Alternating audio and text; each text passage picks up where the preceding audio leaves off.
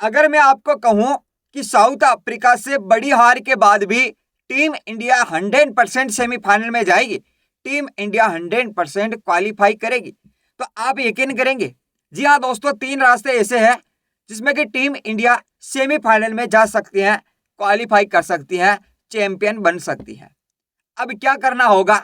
Team India अपने खुद के दम पर जा सकती है और एक डूबते को तिनके का सहारा जो साउथ अफ्रीका दे सकती है, क्योंकि टीम इंडिया की नैया डूबी हुई है, उस कगार पर है टीम इंडिया कि इस T20 वर्ल्ड कप 2026 से उसका पत्ता कट सकता है। ये आप भी जानते हैं, हम भी जानते हैं। अब टीम इंडिया का सेमीफाइनल में जाना काफी कठिन हो गया है, मुश्किल हो गया है टीम इंडिया के लिए, जिस तरह से वो खेल रही है।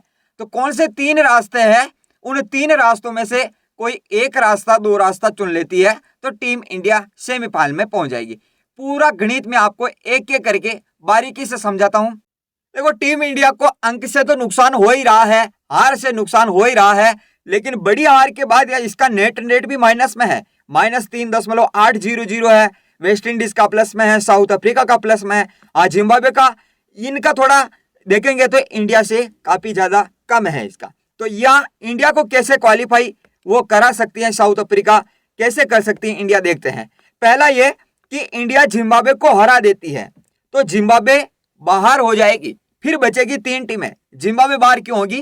क्योंकि इस टूर्नामेंट में सुपर 8 में 4 टीमें हैं, तो हर एक टीम 3-3 मैच खेलेगी और 2 हार के साथ कोई भी टीम हो वो बाहर हो जाएगी। तो जिम्बाब्वे एक मैच तो हार गई, किससे? वेस्ट इंडीज से, और दूसरा हार जाएगी इंडिया से, तो ये बाहर हो जाएगी।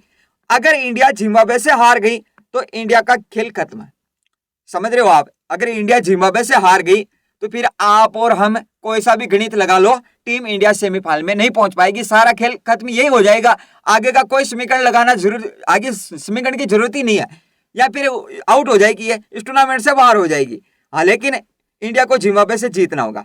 दूसरा क्या कि इंडिया वेस्ट इंडीज को भी हरा दे और साउथ अफ्रीका वेस्ट इंडीज को हरा दे तो वेस्ट इंडीज भी बाहर हो जाएगी।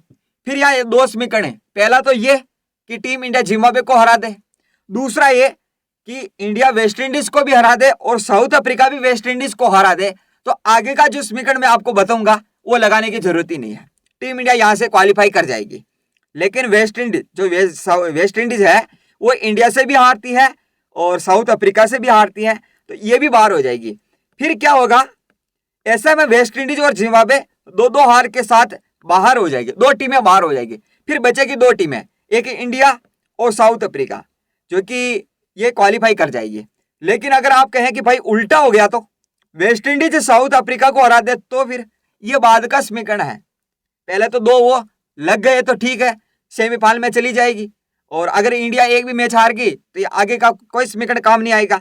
लेकिन फिर उल्टा हो जाता है कि वेस्ट इंडीज साउथ अफ्रीका को हरा देती है तो वेस्ट इंडीज की 2 जीत हो जाएगी, एक तो ये जिम्बाब्वे के खिलाफ, एक साउथ अफ्रीका के खिलाफ। फिर आएगा मजा, और वैसे असली मजा तो अब आने वाला है इस टूर्नामेंट का। तो वेस्ट इंडीज बाहर नहीं होगी दोस्तों, वो फिर साउथ अफ्रीका जिम्बाब्वे को हरा दे तो फिर पॉइंट टेबल फंसेगा और फिर लड़ाई होगी किसकी? नेट रेट की, और फिर वहां इंडिया हो सकता है कि मुसीबत में आ जाए।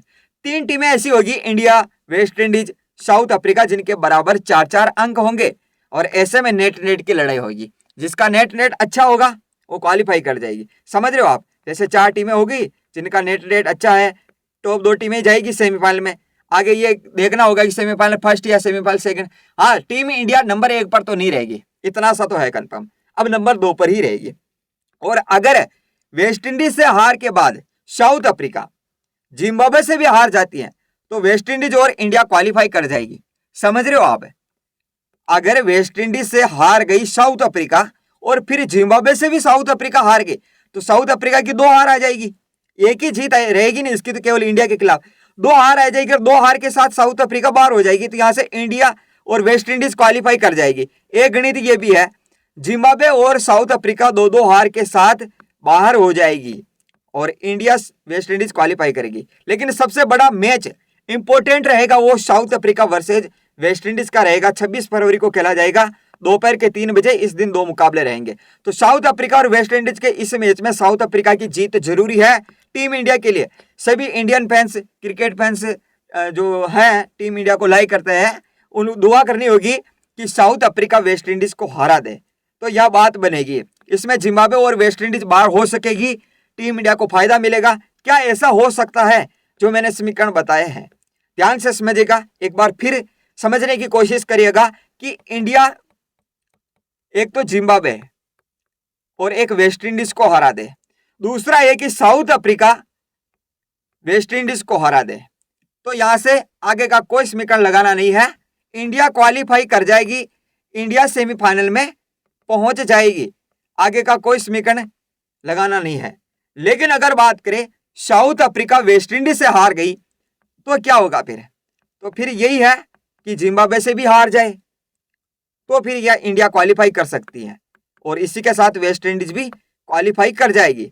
और दूसरा ये कि अगर 2-2 अंक होते हैं, जैसे 3 टीमें ऐसी है 4-4 अंक 2-2 मैच के साथ, तो टीम इंडिया को नेट अच्छा रखना होगा, इस टीम की बजाय कम से कम नंबर 2 पर रहे वो।